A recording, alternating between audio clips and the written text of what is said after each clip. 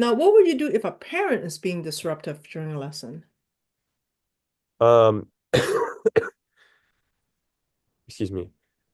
Um, if a parent is being disruptive during a lesson, it like if they're interrupting me during the lesson, then I would um I would I would first like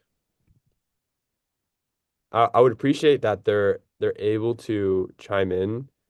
Um, but if they were if they were interrupted during a lesson, then I would tell them that this space is for the students to learn, and then if they're disrupting that space to the students to learn, that they need to let the students have the podium here.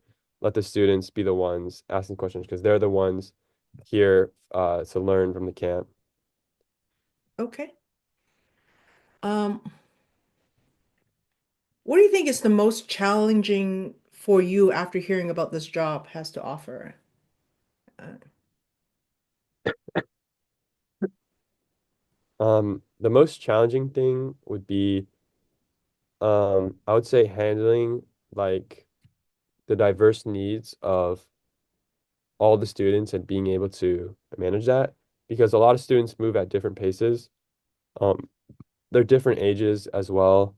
Um, and yeah, I think that would be a challenging task, especially, not having the one-on-one time with every student if I'm teaching like a class of students. Um, so yeah, that would be um hard, but if I prepare then it would make it more manageable and yeah. okay.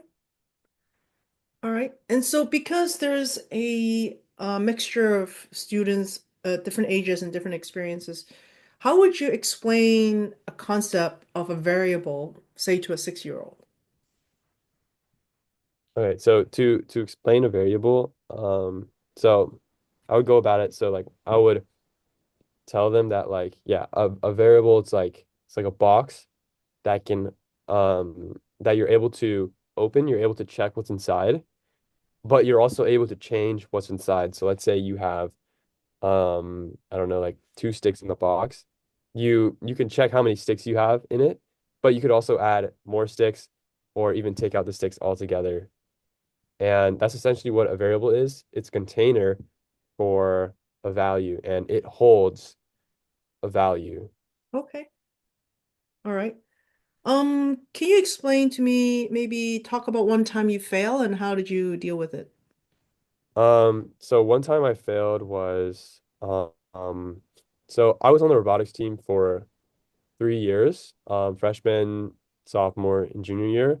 But my senior year, I was still like very dedicated to it. Like I went to the preseason and stuff. I showed up to all like I did the volunteering events and stuff.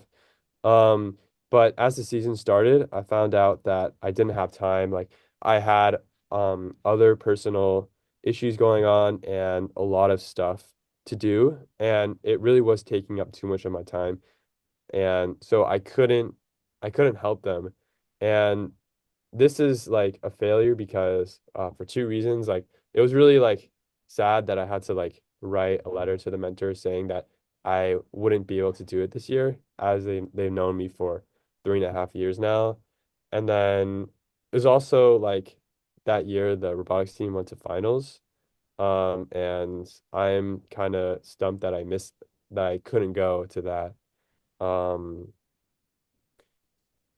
so yeah. Okay. But how did you deal with it? Oh yeah. Um, yeah, so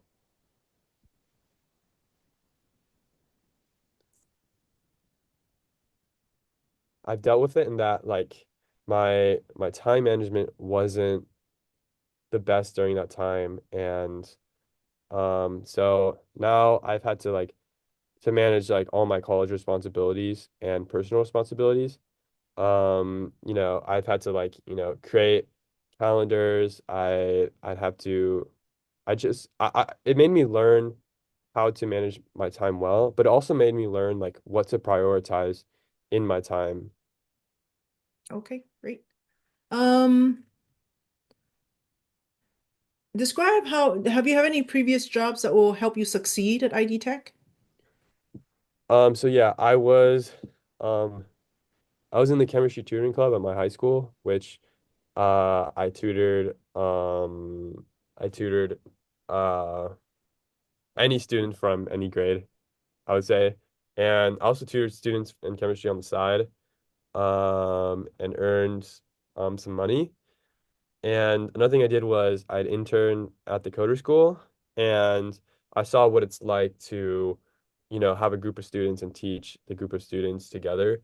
So, yeah, so that experience was like basically they had a head instructor, and I was like an assistant to the head instructor. So one of the main things I did was ensure each student had one-on-one help.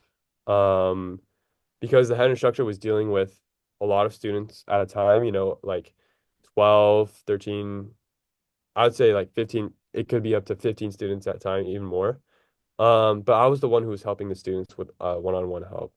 And yeah, it really like helped me like understand, how to like tailor to the students' needs, or like how to like encourage them to participate, and like give them ideas with each other and like really connect with the students.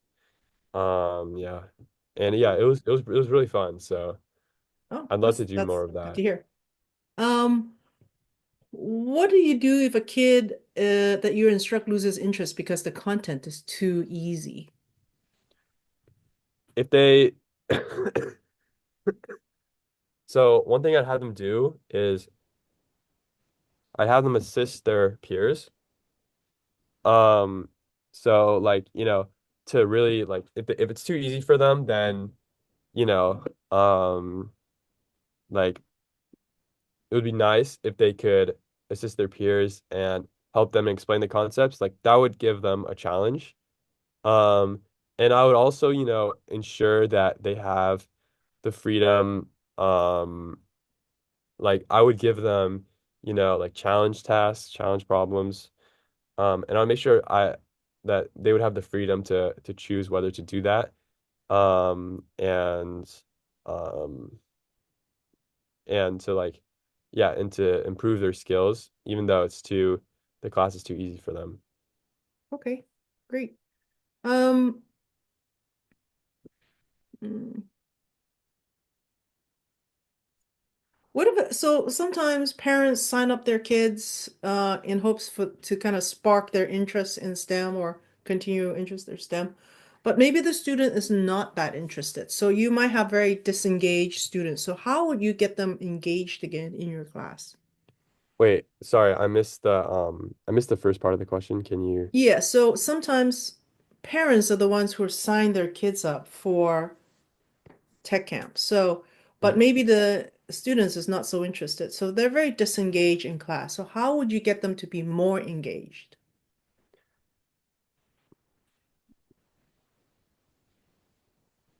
So, this is like a problem that I faced at um the coder school, but what I did was I would ask them, like what um they like want to do, like,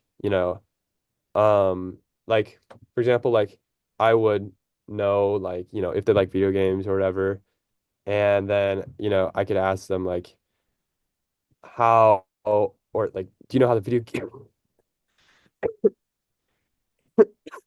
excuse me, like do you know how the video games are created or whatever, and like this is how this class, like I would try to get them interested, and tailor to it, and tailor like to their hobbies, like um especially if like I knew their hobbies from like icebreakers or whatever. um but yeah, another thing, like a way to get them engaged is like, by doing fun activities, um and like, during lessons, like if they weren't paying attention, like I can like call on them, I guess, to like make sure they're focusing. Okay. Now you mentioned icebreakers. What kind of icebreakers do you do to get to know the children, the students, and have them get to know each other? So like if we're doing ice scrapers like in a group, then like we could go around like they would go around introducing themselves, I'd ask them like name like their favorite movie, or favorite TV show, or name like their favorite hobby and like what they like to do. I think that's a really good way for the students to get to know each other. And also for me to get to know them. Um, yeah, I would also have like, you know, fun activities. Like we would do at the coder school, like activities like we would do like paper airplane building, get the students to interact with each other while doing a fun activity, and it gives them something to like talk about. And it gives me a way for me to interact with the students as well. um, you know, and like help them like with the paper airplanes. Okay, Yeah. great. So we already talked about a little bit your greatest failure, but like, tell me about your greatest achievement. Oh, my greatest achievement, um,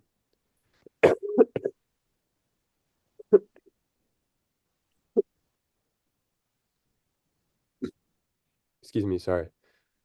Um, my greatest achievement would be getting into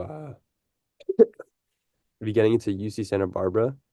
Um, it was kind of like one of my top schools for my choice, and getting in for computer science was really, really nice. Like I worked hard for it, getting good grades in school and joining the robotics team.